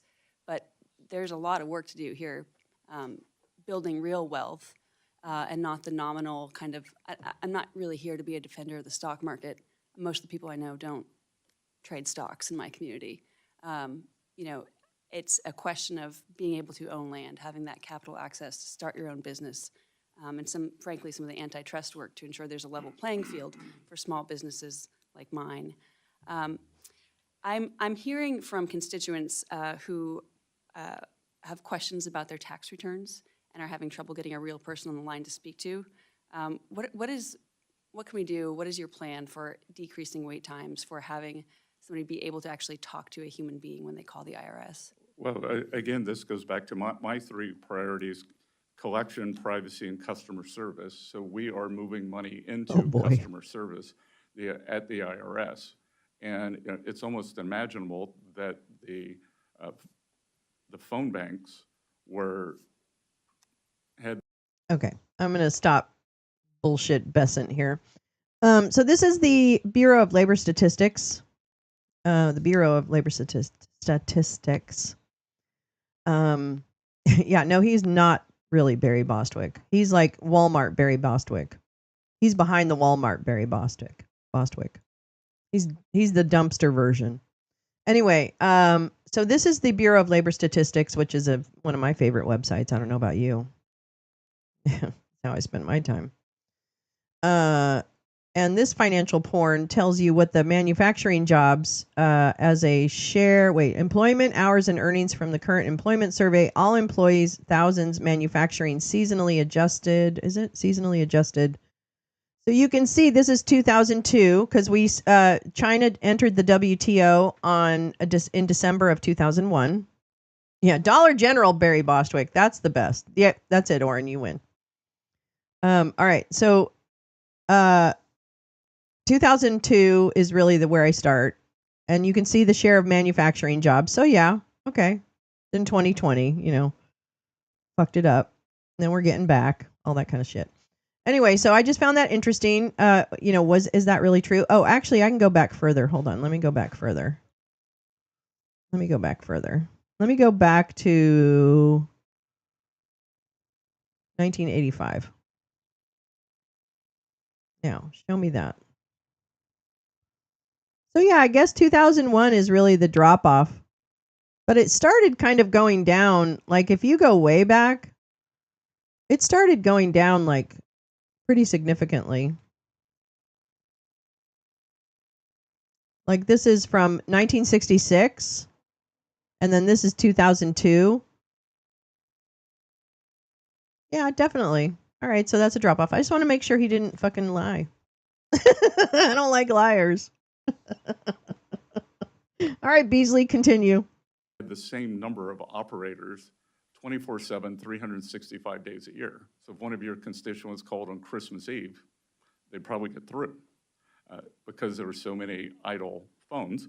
If they called on April 14th, there was no surge to help them. So there were some pretty big drop-offs in the 70s and 80s, Oren, it looks like. Common sense, but not as drastic as after 2002. Playoff season is. But as Max would tell you, we're a service economy. January 15th to April 15th, game days April 15th, and we're going to make sure that it's better staffed then. Thank you. I yield back. I'm here because someone pissed in my mouth. Chair now recognizes the gentleman from Texas, Mr. Cloud, for his 5 minutes of questions. Thank you, Chairman, and thank you, Mr. Secretary, for being here. I think it was Albert Einstein who said that you can't solve problems with the same kind of thinking you used when you created them. And that's one of the things I certainly appreciate about you and the Trump administration and what you're bringing to the table. For a long time, we've seen the managed decline of America, and while many who run for positions that we hold will campaign on the need to do something, what we've seen is too often, and even because some of the this guy is such a smug today, prick. He is like always like smarmy smiling. We've not been able to do the big hard things that we need to change course and get us out of the $36 trillion debt pathway and growing pathway that we're on, leading to that wall that you talked about. The American people have watched this all play out, realizing that their nation's been in decline, and seeing what they thought was kind of the promise that if we put the experts in charge, they would run the government. Which we'd have a one? This regulatory one? pattern that worked, Gary Sinise, all day the wealth long. gap would close, America would Yeah, be he's a fucking Gary Sinise. and The hot would that shrink. has Yeah. not happened. He's pretty tall, I think. I think Scott What did Besson's the tall. I don't know. experts get wrong that you're correcting? Well, sir, under President Trump's first administration, the wealth gap did close. That the bottom 50% of households by Oh net my worth God, this is so saw much work for their early net in the worth morning, Beasley. increase substantially more than the top 10%. And we are aiming to do that again. That under President Trump's first term, hourly workers' wage gains were higher than supervisory workers. And look, what people got wrong was the shock. And there was this terrible policy of, it was essentially compensate the losers. And I do not think that the American workers are losers. They were simply cast aside as the necessary collateral damage in this unfettered free trade. And the free trade is not always fair trade, and we can see that from the large surpluses that these countries are accumulating on the other side. So we are aiming for fair trade to bring back high-paying, precision manufacturing jobs to the U.S., and we are doing that.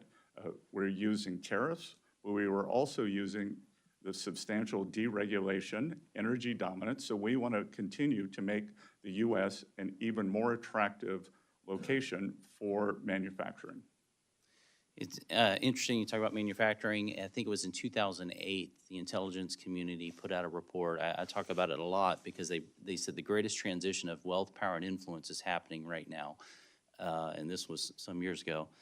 They said we expect it to continue, and it was going from the Western countries to the Eastern countries. And they said it was happening because we were sending manufacturing overseas and we were sending oil and gas revenues overseas. And yet they said it was like an unsolvable solution, yet we have the Trump administration who's coming in and solving what seems to be not an easy solution, but a very clear solution in bringing manufacturing back and bringing oil and gas back. And appreciate it. I wanted to ask you, because there was a comment about the bond markets, and certainly that's really is a concern. We need to make sure that they stay strong and that the dollar stays strong. Are the bond markets more affected by the tariffs and the concern we see in them now? Are they more affected by the tariffs or out of control debt and the fact that Congress can't seem to get our fiscal house in order?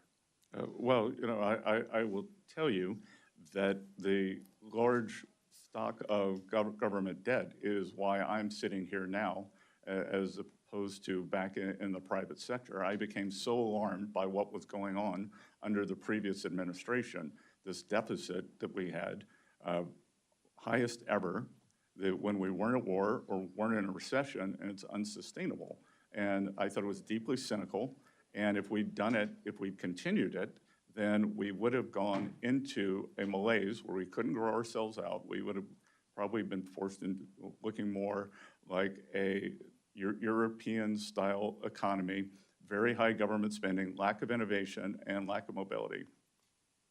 And that would matter for us here at home, but certainly even for the world, because we've kind of been the innovation engine of the world. Yes, sir. But what we've created in the U.S. is this barbell economy, and the Trump administration is attempting to remedy that. On one side, we have financial services and the tech sector, which are forward-looking and the envy of the world. On the other side, we are a natural resources economy led by energy. The opposite of animatronic, ennui-matronic. Stop permitting for LNG facilities. So That's perfect. the In art in animatronic. between is what we are missing are these I love it. manufacturing jobs, and that's what we are trying to bring back. Oh, Mr. Beasley. The chair now recognizes the gentleman from Maryland, Mr. Ivey, for 5 minutes of question. All right, BRB. I appreciate you being here today, Mr. Secretary. wanted to ask you a few questions about Doge and the role it's playing at Treasury. You came into office, I guess you were sworn in on the 27th, was it? You were confirmed by the Senate on the 27th? Is that about right? 28th. 28th? Okay. And then you started working at Treasury immediately after that? All right, and Doge began working there as well with respect to the payment systems?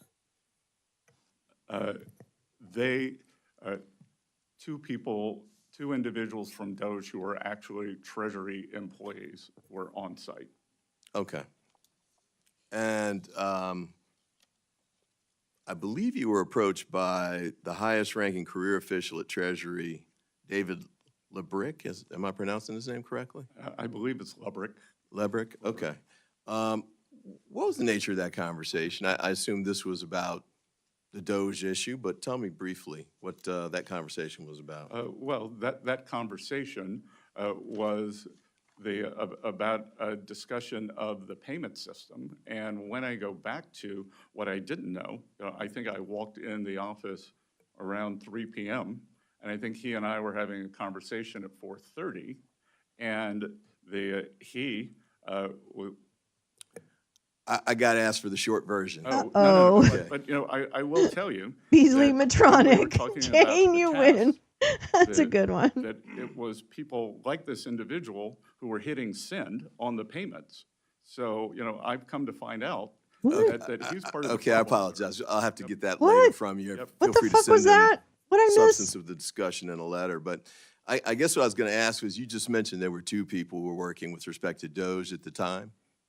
Yes, sir. And Mark Ilez was one of those? I'm not sure. Not sure? You're not You're familiar not with sure? that name? Of the I two don't individuals recall that work in name. your department? I interviewed Tom Krause and personally recommended him to work at Treasury. Okay. Well, Mr. Ilez had worked at Mr. Musk's SpaceX company. And the Wall Street Journal issued a story, I think around February 7th, that talked about statements that Mr. Ilez had made in the prior year. One was, you could not pay me to marry outside my ethnicity. Another was that he wanted to normalize Indian hate. The third was, just for the record, I was racist before it was cool. And another was, I just want a eugenic immigration policy. Is that too much to ask? This man resigned shortly after that article was published, but you don't recall him being there? Congressman, I did not recall that individual's name, but that individual was terminated. He was terminated, okay. Well, I appreciate that. Although it appears that he then later turned up that he was rehired, I guess, and that he's continuing. Not by Treasury, sir. Okay, but he was continuing to do work for Doge, but in this instance, HHS and 3 other departments? You have no idea. I didn't follow his. I don't know. Okay. I don't know. Well, I'm Mrs. you didn't Beasley. catch I don't J.D. Vance know. saying that he, I don't know. didn't Don't think he ask should me be that. terminated. I Did you miss don't. that Don't too? ask me. I don't recall that. I don't All right. recall. Do you recall Mr. Trump saying that he should have a second chance? I don't recall that. No. Okay. No, I don't And, listen to the. do you- Wait, you I do, recall but I Mr. don't. Musk What I saying do, he but I should don't. Be given a second chance. I as do well? listen, but I don't. No, sir. All right. No, I don't. Well, I didn't. I guess no. the main question I mean, I too did, but I here don't. is, what exactly was the vetting exactly do you practice listen that you to? had in place before you brought on these two people Amnesia and Matronic. gave them access to the payment system, which is $6 trillion? Fucking yeah, he was. Sir, they did not have. He's at access to the HHS payment with system, or Bear perhaps we have Killer. a different definition of access. Or bear They cub fucker. only I don't know. had they had read-only abilities. And it was they were there for tech support. Tech support. I love this.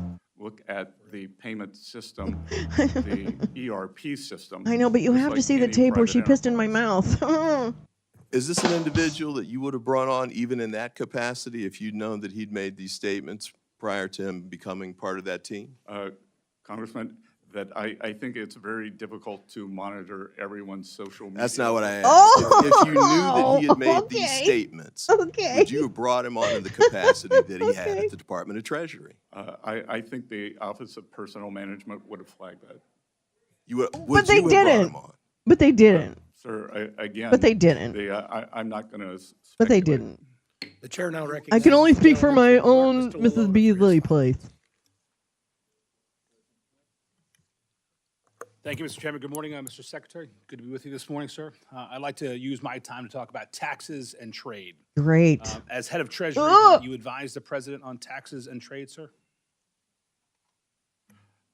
On both, sir. Among many other things, Yes. of course, yes. And Mr. Secretary, in your estimation, how did President Trump's 2017 signature tax bill affect American job creation, employment, and wage growth? Well, Mr. Vice Chair, it provided a substantial non-inflationary impetus to the economy, which resulted in real wage gains on a non-inflationary basis for the American people and a robust economy. I would add, I'm with you 100%. I'd add some data into there. 4.9 million jobs between the passage of the tax bill and the COVID pandemic. Employment rates dropped from the 4s to the 3s, and we had a lot of wage growth, especially within the middle class. And that sets me up for my next question. Really? Congress now is considering extending those Where's tax that cuts, data? which expire at the end of this calendar year. this is the most Would that be a important good thing idea, right Mr. now. Secretary? Federal minimum wage. What Congress is Do we considering have is up? making them Is it like permanent, which is a 17 better or idea. 16 or something?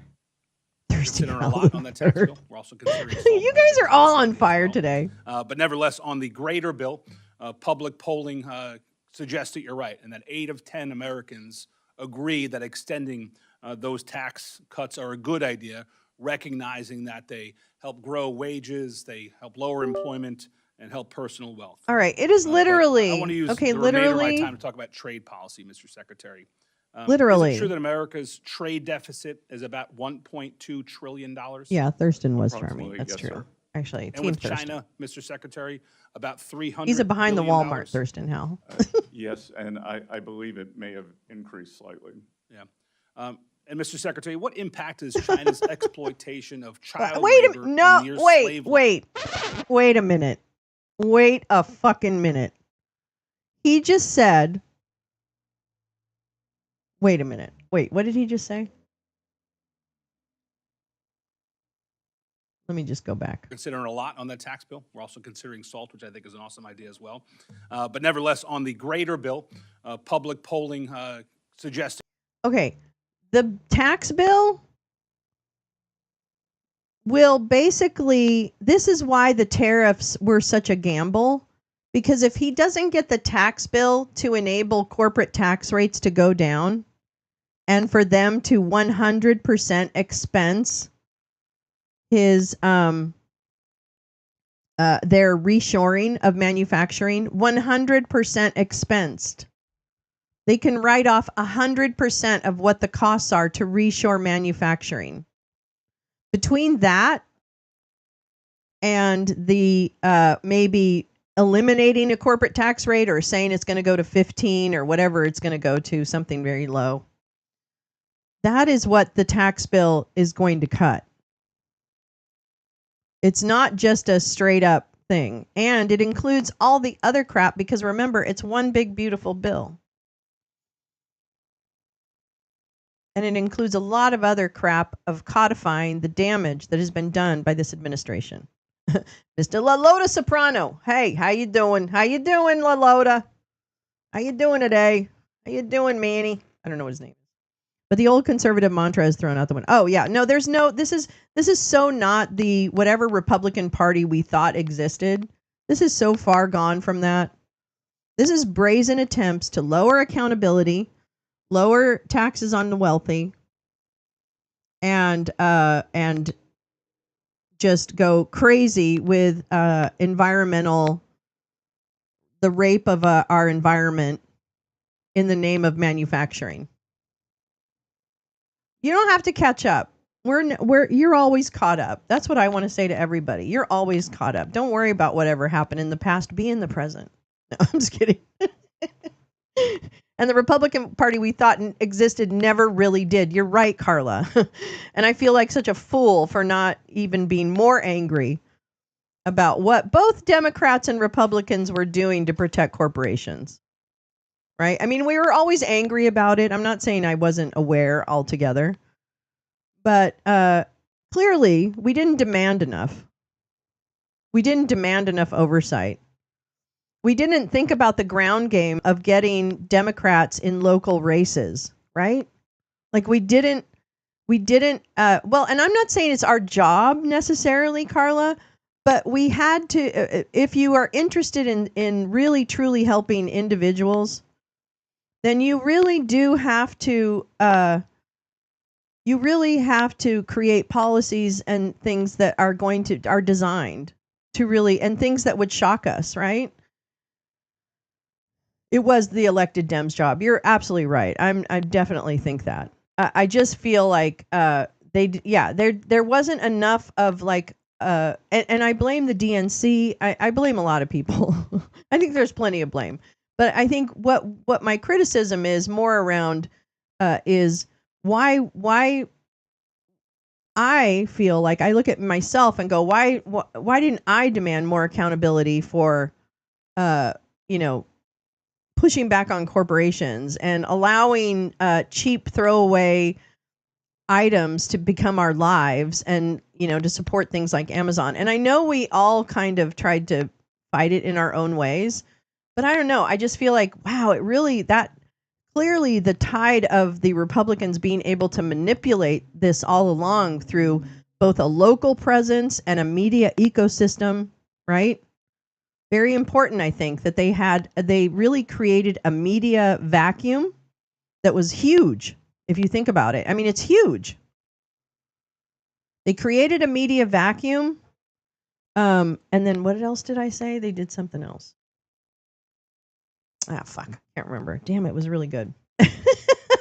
Apparently it wasn't that good because I can't remember it. But anyway, it's just like, I think that,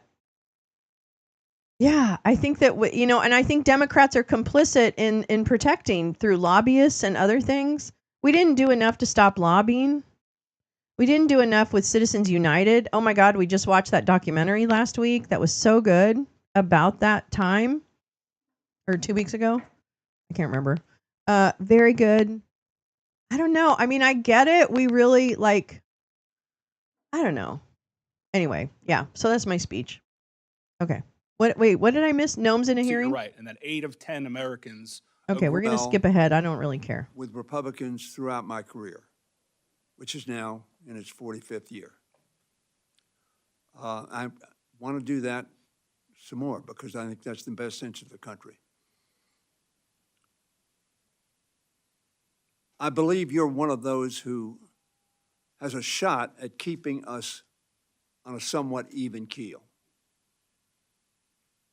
I mean that as a compliment, but obviously it's also a concern.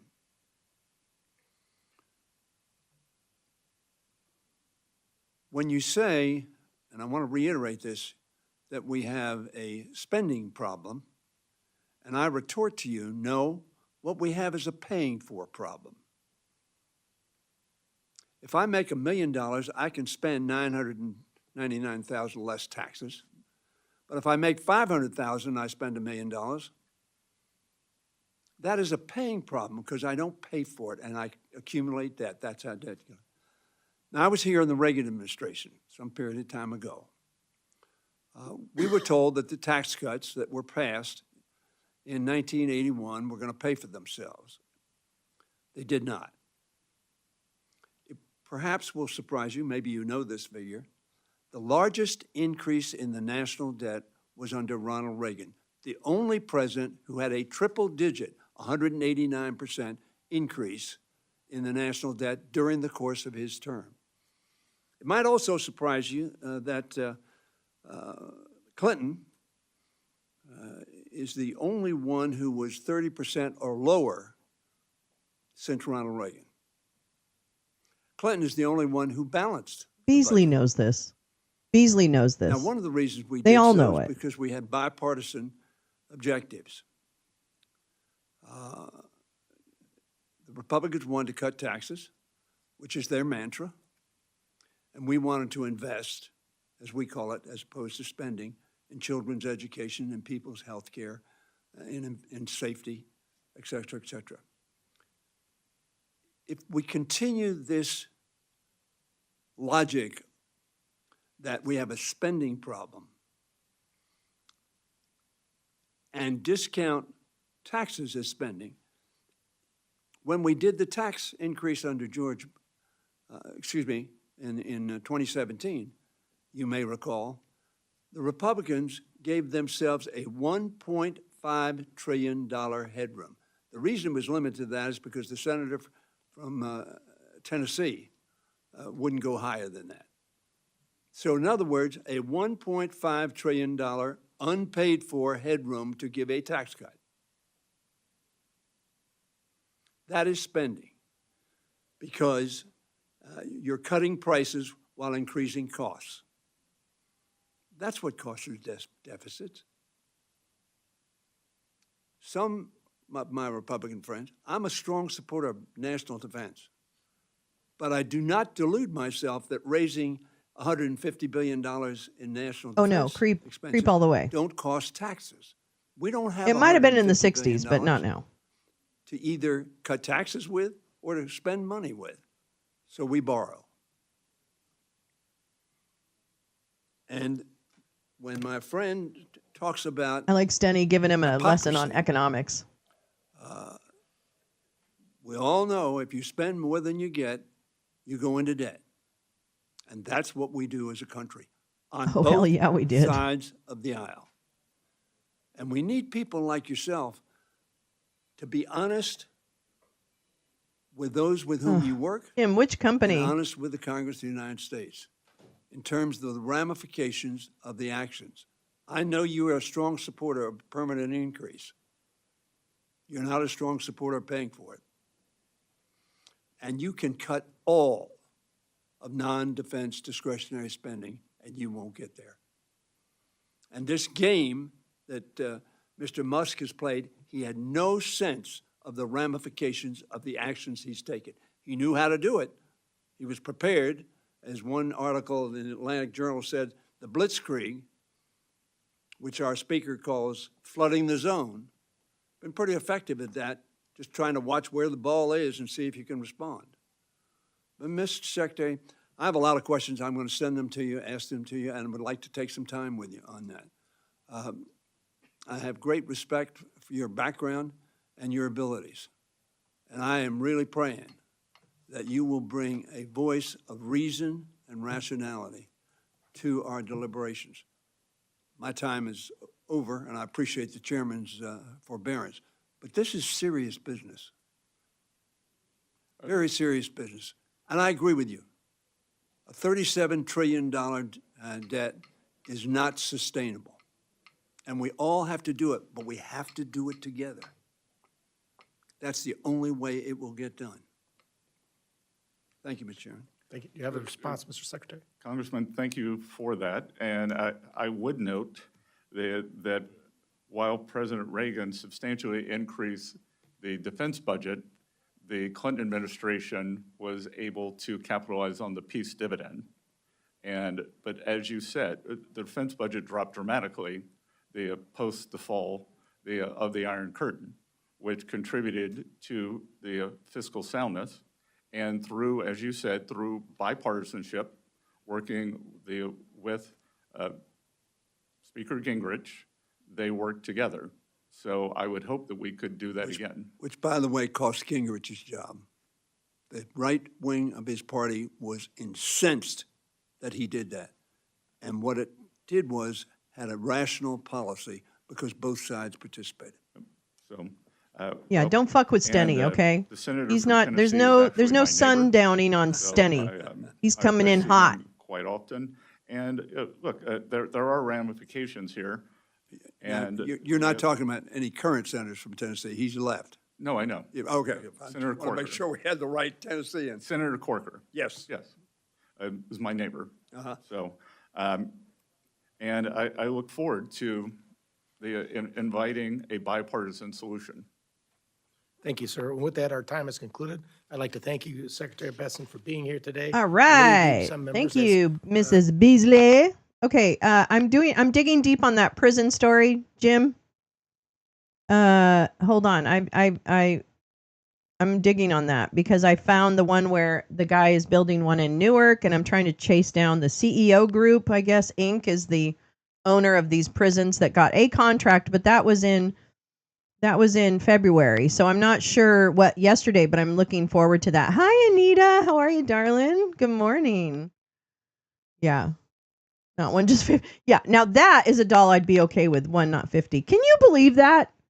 Can you believe that this president is standing up multiple times, not just once, okay? Not a faux pas. Standing up multiple times. It's GEO Group. Sorry, I read it wrong. GEO Group Inc. They started as part of the Wackenhut Corporation back in the 80s. And then they were acquired through a stock buy, like someone bought them out and became a board member. Kind of thing, or whatever that is, merger, whatever, acquisition, I don't know, whatever. But and then they were Wackenhut, and then they were acquired by Group 4 Falck, FALCK, now G4S, which I was just about to look at. In 2003, the Wackenhut management bought out all of Group 4's, making it an independent company and changing the name to the GEO Group. I don't know. It's so weird. I don't get it. Yeah, so I guess George Zoley came back and got it. American Girl dolls made in China. Yeah. Anyway, okay, we've got other things to watch. Hold on. Hold Yanni. Hold on to your love. You got to hold on. Let's see what's happening right now. Hold on. Let me just do a quick check here of the deets. Of the dates. Oh, it is. Okay. All right. The hearing Hold on. today, and Oops. welcome to you, Madam Secretary, and thank you for appearing before the subcommittee today. I just want to begin with a message to your workforce, if I might, and that's I'm grateful, very grateful for the work that they do, from search and rescue efforts of the Coast Guard to our first responders around the ground after natural disasters. There we go. We're at the Crispy to those Gnome keeping hearing us now. safe in the air and on the ground and at Yes, sea. Oren. I want to Adore start with Deloro. Adore her. some big picture questions, because I And think she's we know fucking very brilliant. little of the details about where the $646 million cuts within FEMA's grant programs will come from. It is no secret that there are numerous reports of you, if we need to correct the record, stating that you want to, quote, eliminate FEMA within the Department of Homeland Security. I'm concerned about the direction that the administration is taking with regard to FEMA, canceling programs like BRIC, a program enacted into law by President Trump in his first term without any evidence of waste, fraud, and abuse, alongside the freezing of grants, and now 2026 budget requests targeting even more of FEMA's resources. And right now, in terms of looking at the cancellations, the Science and Technology Directors, Centers of Excellence, and Office of University Programs, See, the problem with this kind of approach is they don't give a shit. FEMA-administered grant programs. They don't care about those departments. They'll just tell you they're silly. Frozen virtually all grant obligations pending a review as it determines whether it will try to choke off funding for unacceptable political reasons. Resources for states and communities to respond to disasters, secure firefighting equipment. I think the approach protect needs to against be more terrorism, like secure our ports, answer and to much this, more answer is to being that, held up. answer to And as I this, mentioned, the answer to that. cancellation Don't of the BRIC program. Don't expect them to funding to support ideologically hazard be mitigation, reduce the challenged. total They're of not future disasters, ideologically save lives. challengeable. That money's not going out. Research. Okay, I'm going to stop her for a minute because I just really want to say this. After years of watching the Republican right-wing morons and the way they approach, challenge, You cannot challenge them on ideological grounds because there is no moral base for these policies. And in fact, they're like antithesis of morality in these cuts and the whole approach this administration and this Congress, the Republican Congress, has towards the government. So I think, to me, the more effective questioning is something along the lines of what Steny was doing, but maybe more direct. I'm trying to think of a good example, and there are some, but they're not as direct. Like, this is why I'm so mad with Hakeem Jeffries and other people. It's like, fuck you and the MAGA extremist Republicans. Nobody gives a shit about your label of these people, right? It is more basic. Like, attack them in terms of making them say the things out loud, especially in these settings where it's on the record. Like, you should be making them say out loud, these are the policies, this is what I stand on, da-da-da-da-da. And I understand that in and of itself is not going to have a dramatic effect on people's decision-making. However, in the long term, it actually is critical to both have the record of what people said, because the game that they play is memory holding everything. They are going to memory hole everything. They memory hold the separation of children from their caretakers at the border. They've memory hold everything. They memory hold that he has 34 felonies.